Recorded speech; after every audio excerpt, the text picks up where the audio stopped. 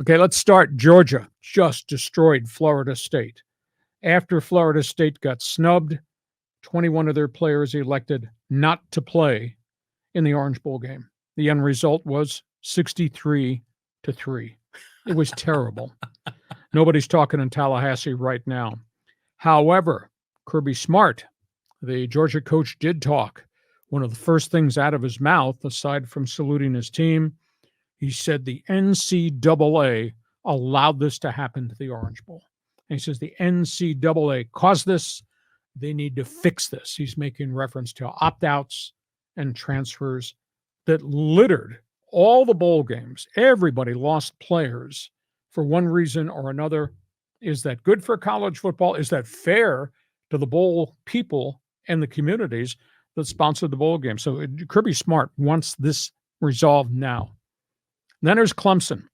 Debo Swinney, not what they used to be, take an enormous amount of heat at Clemson for not being in the transfer portal, taking players, running guys out. He blew up on talk show radio right before Clemson's bowl game. He told a caller, your expectations outweigh our accomplishments. Enjoy the program that we have. In essence, shut the bleep up. So Debo Swinney doesn't like everybody thinking he should be doing what some other people in college football are doing, running off people and getting new players every year. Then Ole Miss stomped Penn State in its bowl game. And Lane Kiffin, first thing out of his mouth at Ole Miss, what sport allows players to become free agents while their playoffs are going on? Yeah. Do you see anybody leave the World Series and say, I'm not going to play because I'm going to the free agency? See anybody opt out of the Super Bowl so they can be a free agent in February? You see that in the NBA Finals? Guy's not going to play because he didn't want to get hurt and just wants to maintain his market, and so I won't play in the NBA Finals. He said this whole thing is so out of control, it's bad for the sport. And then there was Southern Cal's Link Riley, who I think did a great job at the Holiday Bowl in a 6-week span, reinvented his offense with a brand new quarterback who'd never played, and they put on a show. But he did make reference to the fact there's 19 guys in the transfer portal. He said, I want players who want to be here. Why would you want your leaders to leave their team at the most important time of the season, a bowl game? He says, we'll reload, but I wish players could see their careers to a conclusion where they started. And then, of course, there was what we talked about last week with Chip Kelly. He wants to see all this solved. He proposes a 64-team super football conference.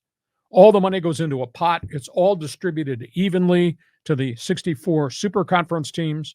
Everybody else stays in their conference, basketball, all the other Olympic sports. He wants the same rules for everybody in the transfer portal, limitations, same rules as to how you pay players.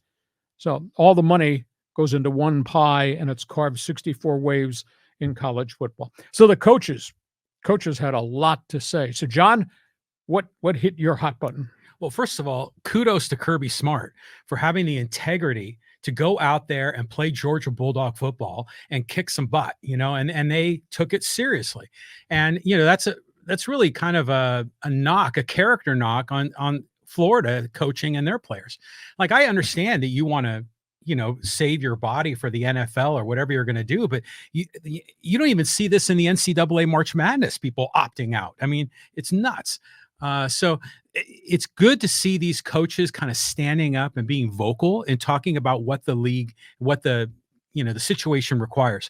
But going back to Chip Kelly, I like the idea that 64 team, breaking down all the conferences, but I don't know if they would ever agree to share the money equally. I mean, some of these teams make so much money and some make so much less, even amongst those top 64. It'd be interesting to see who the 64 would be and who would decide who's going to be part of a super conference. Is it just going to be Michigan, Ohio State, Penn State, Oregon, Washington, USC, UCLA, representing the Big Ten? They go in the 64. What happens in the ACC? How many go there?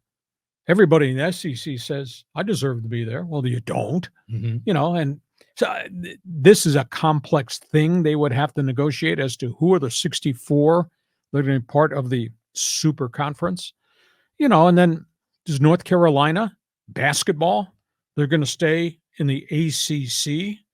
But if you don't have football as a component of that, is it the same conference emotionally and financially? Tough call. That's going to be a tough mosaic to paste together to make it work. It is interesting, though, your statement about, the big-time coaches. They could have just looked across the street at every other team in their conference and say, we're done well. Sucks to be you. Yeah. But Kirby Smart did not do that. So right. NCAA's new leader, Charlie Baker's got a massive problem on his hands, building and fixing all that. Okay, so we go from college